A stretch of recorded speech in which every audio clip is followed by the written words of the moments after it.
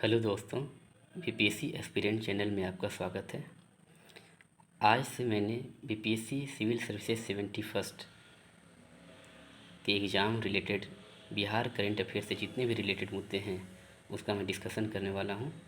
और आज से मैं जनवरी 2025 से इस सीरीज की स्टार्ट कर रहा हूं। तो दोस्तों, जनवरी 2025 के क्विक रिवीजन करते हुए हम लोग स्टार्ट करते हैं। हालिया में बिहार के 42वें राज्यपाल के रूप में आरिफ मोहम्मद खान की नियुक्ति की गई है। इनकी नियुक्ति 2 जनवरी 2050 को हुई थी।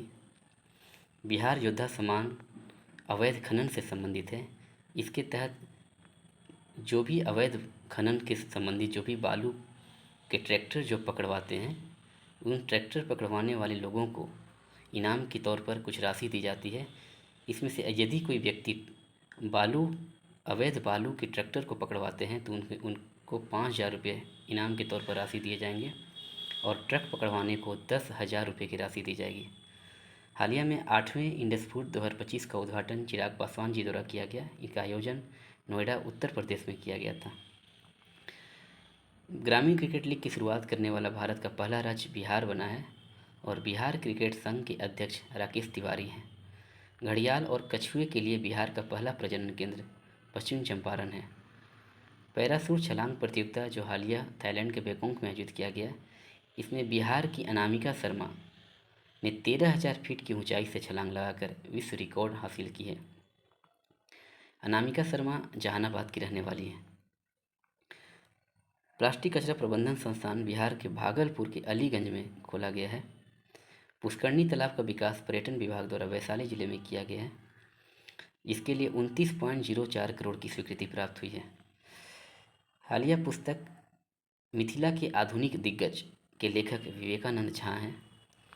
38वें राष्ट्रीय खेल पर अगर हम लोग चर्चा करें तो 38वां राष्ट्रीय खेल का आयोजन उत्तराखंड में किया गया 28 जनवरी से 14 फरवरी के बीच। इसका शुभंकर मौली है। इस 38वें राष्ट्रीय खेल में जो फर्स्ट पोजीशन लाई है वह सर्विसेज, सेकेंड पर महाराष्ट्र और थर्ड पर हरियाणा है। तो सर्विसेज ने टोटल 121 पदक जीते हैं, महाराष्ट्र ने 201 पदक और हरियाणा ने 153 पदक। उसमें बिहार के संदर्भ में अगर हम लोग देखें तो बिहार ने कुल 29 पदक प्राप्त कर बिहार ने कुल 12 पदक प्राप्त कर 29वां पोजीशन हासिल किए हैं। बिहार के इस 12 पदक में 1 स्वर्ण पदक, 6 रजत पदक और 5 कांस्य पदक हैं। इस स्वर्ण पदक जो प्राप्त हुआ है बिहार को, उसमें महिला लॉन बॉल से संबंधित है। महिला लॉन बॉल की टीम ने एक स्वर्ण पदक प्राप्त की है। इसमें खुशबू कुमारी, निखत खातून और पायल प्रीति हैं। ये तीनों लॉन बॉल की ट्रिपल महिला स्पर्धा से संबंधित हैं। सर्वाधिक भूजल दोहन बिहार के सिवान में किया गया है। ये भूजल स्थिति रिपोर्ट 2024 के आंकड़े बताते हैं कि सर्वाधिक भूजल दोहन सिवान में किया गया है। पद्म पुरस्कार 2025 की अगर हम लोग चर्चा करें तो इसकी घोषणा 25 जनवरी 2025 को हुई थी। इसमें कुल पद्म पुरस्कार 139 लोगों को दिया गया, जिसमें 7 पद्म विभूषण, 19 पद्म भूषण और 113 पद्म श्री से सम्मानित किए गए हैं। अगर बिहार के संदर्भ में देखा जाए तो बिहार से कुल 7 को पद्म पुरस्कार से नवाजा गया है। इसमें पद्म विभूषण 1 को दिया गया है, पद्म भूषण 1 को दिया गया और पद्म श्री 5 को दिया गया। ये बीपीएससी 71st के लिए बहुत ज़्यादा इंपॉर्टेंट है। इनके नाम को आप ध्यान से याद रखेंगे। पद्म विभूषण जो मिला गया है शारदा सिन्हा को, जो सुपौल की रहने वाली है और उनको कला के क्षेत्र में दिया गया है। पद्म भूषण सुशील कुमार मोदी को दिया गया है जो सार्वजनिक मामले से संबंधित हैं। और पद्मश्री 5 लोगों को दिया गया है। एक किशोर कुणाल जो मुजफ्फरपुर के हैं, इनको सामाजिक सेवा हेतु दिया गया है।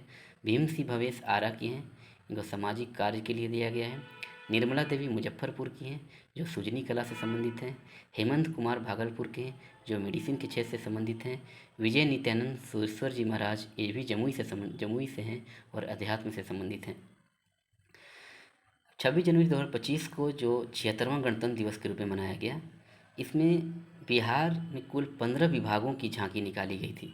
इसमें से आपको 3 महत्वपूर्ण झांकियाँ जो पहले, दूसरे और तीसरे पोजीशन पर हैं उनको याद रखना है। इन 15 विभागों की झांकियों में पहला पुरस्कार उद्योग विभाग को दिया गया है। दूसरा पुरस्कार पशु एवं मत्स्य विभाग एवं ग्रामीण आजीविका को दिया गया है और तीसरा पुरस्कार आपको खेल विभाग को दिया गया है। इन विभागों को जो झांकियाँ मिली है, इन विभागों की जो झांकियाँ हैं उनका जो विषय रहा है वो इस प्रकार है कि पहला पुरस्कार उद्योग विभाग को जो मिला था उनका विषय था बढ़ता निवेश बढ़ता रोजगार। दूसरा पुरस्कार जो पशु एवं मत्स्य विभाग को मिला था उसका विषय है या थीम है आपका पशु चिकित्सा बस एक कॉल की दूरी पर। और ग्रामीण आजीविका मिशन, इन्हें भी दूसरा पुरस्कार मिला है। ये इनका थीम बकरी पालन है। खेल विभाग जिसको तीसरा अवार्ड मिला गया है उनका विषय है परिश्रम से पदक तक। हाल ही में पर्यटन विभाग की हालिया रिपोर्ट के अनुसार देखा जाए तो बोधगया जो है विदेशी सैलानियों की पहली पसंद बनी है, या यूँ हम कहें कि सबसे ज़्यादा बोधगया में विदेशी पर्यटक का आगमन हुआ है। लगभग 2024 के आंकड़े तक देखा जाए तो 7,36,000 विदेशी पर्यटक बोधगया में पर्यटन के तौर पर आगमन हुआ है इनका। लॉजिस्टिक सुगमता सूचकांक 2024 की रिपोर्ट देखें तो इसमें बिहार को तेज़ी से आगे बढ़ने वाले राज्य की श्रेणी में रखा गया है। और आपको ये स्टैटिक फैक्ट है जो याद रखना है कि बिहार लॉजिस्टिक नीति 12 दिसंबर 2023 को प्रकाशित की गई थी। आयुष्मान कार्ड बनाने में बिहार का तीसरा रैंक है, पहला यूपी, दूसरा महाराष्ट्र। हाल ही में मंदार महोत्सव बांका भागलपुर में मनाया गया जो 14 जनवरी को मनाया गया था। बिहार के किस मेला को राजकीय दर्जा दिया गया तो मोनिया बाबा मेला जो कि सिवान में है। तो इसी तरह से आप लोग मेरे साथ जुड़े रहें। मैं पर डे पर monthly wise Bihar current affair को पूरा करूंगा और मैं आपसे वादा करता हूं कि इस तरह के करेंट अफेयर आपको एग्ज़ाम में देखने को ज़रूर मिलेंगे और आपको यहां से बहुत ज़्यादा लाभ होने वाला है। सो प्लीज़ आप मेरे साथ बने रहिए। धन्यवाद।